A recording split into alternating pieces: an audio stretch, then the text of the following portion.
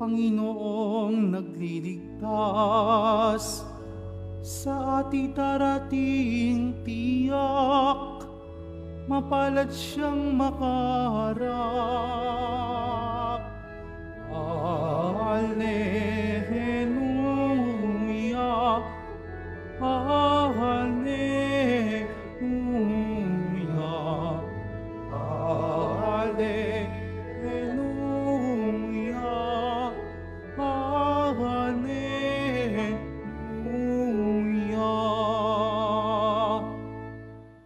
Sumainyo ang Panginoon.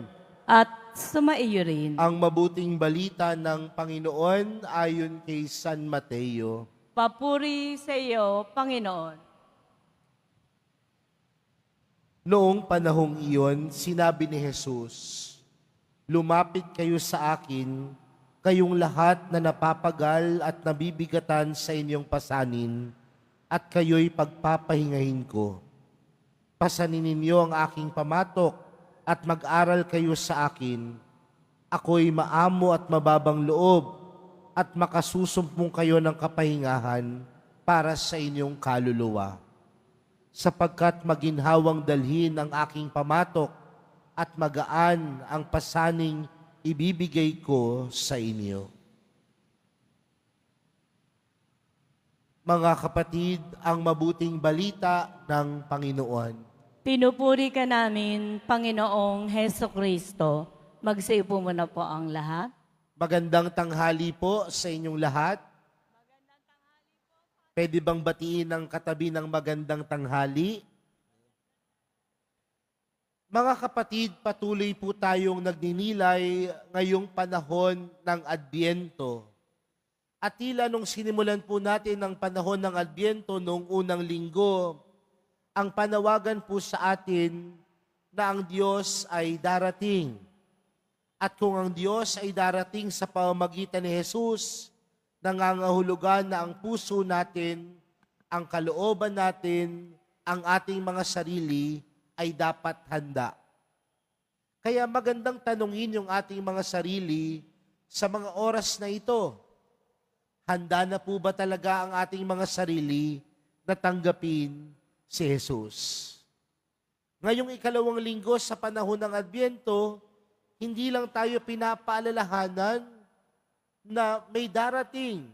Hindi lang tayo pinapaalalahanan na si Jesus ay darating. Ngunit pinapaalalahanan tayo na parating na, nalalapit na ang pagdating ni Jesus. Pero aminin po natin o hindi, mga kapatid, kapag dumako na tayo sa ikalawang linggo sa panahon ng Adbyento, madalas, ito po yung mga pagkakataon na tayo ay abala sa maraming bagay. Tama po ba? Marami sa atin abala na sa pamimili. Parang malungkot po kayo. Hindi pa ho nyo ba natatanggap yung mga bonus ninyo? Na parang nung sinabi ko yung pamimili, parang sana all, Father, Marahil, ito ho yung panahon na tayo ay dumadalo sa iba't ibang mga parties, iba't ibang Christmas party. At marahil itong mga susunod na araw, marami pang pagdiriwang, kasama na diyan ang paghahanda natin sa pagpasok natin ng mga simbang gabi ng Misa de Gallo. Kaya isang kabalintunaan po na pagdating natin ng Enero, pagkatapos ng lahat ng kaligayahan, ng lahat ng selebrasyon, sasabihin natin sa isa't isa, yun na yun? Tapos na? Parang dumaan lang? At ang pakiramdam ng puso natin, pagod. Bakit? Dahil baka kasi yung paghahanda sa pagdiriwang ng Kapaskuhan, mali. Baka marami tayong pinagkakaabalahan na tunay na nakapagpapapagod sa atin at hindi natin namalayan na ihanda ko ba ang aking sarili sa pagtanggap sa Panginoon. Nakapag-kumpisal ba tayo? Nakapagnilay ba tayo? Nakapagdasal ba tayo? Nakadalo ba tayo ng banal na Eucharistia? Dahil mga kapatid, isang malaking katotohanan na nakakapagod ang pagdiriwang na ito kung mali ang dahilan ng ating pagdiriwang. Dahil kung tama ang dahilan ng ating pagdiriwang, pinapaalalahanan tayo ni Jesus sa ating ebanghelyo na hindi kapaguran ang kanyang ipinagkakaloob, kundi ang ipinagkakaloob ng mahal na pong Jesus Nazareno, kapahingahan, kagaanan ng loob. Kaya mga kapatid, magandang pagnilayat at magandang tingnan.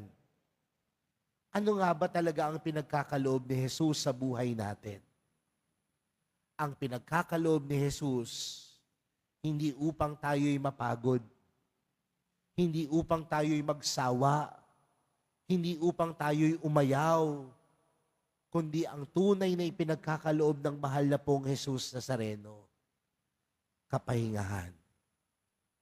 At kung kapahingahan ang pinagkakaloob ng mahal na pong Jesus Nazareno, sinasabi at pinapaalala niya po sa atin na kung ang laman ng puso natin, si Jesus at wala nang iba, hindi tayo mapapagod. Bagkus, tayo'y tunay na makatatagpo sa kapayapaan at pag-ibig na ipinagkakaloob ni Jesus. Mga kapatid, nakakapagod naman talaga. Pero baka natapagod tayo dahil mali ang pagdiriwang natin ng Kapaskuhan. Nakakapagod naman po talaga. Pero baka din mali yung paghahanda ng puso natin sa pagtanggap kay Jesus. Dahil ipinapaalala ng Diyos, kung gusto natin makita ang Kapaskuhan na puno ng kahulugan, makita natin na si Jesus ang magbibigay sa atin ng kapahingahan. Lumapit tayo sa Kanya. Ibulong natin sa Kanya ang lahat ng pagod, lahat ng pag-aalinlangan natin.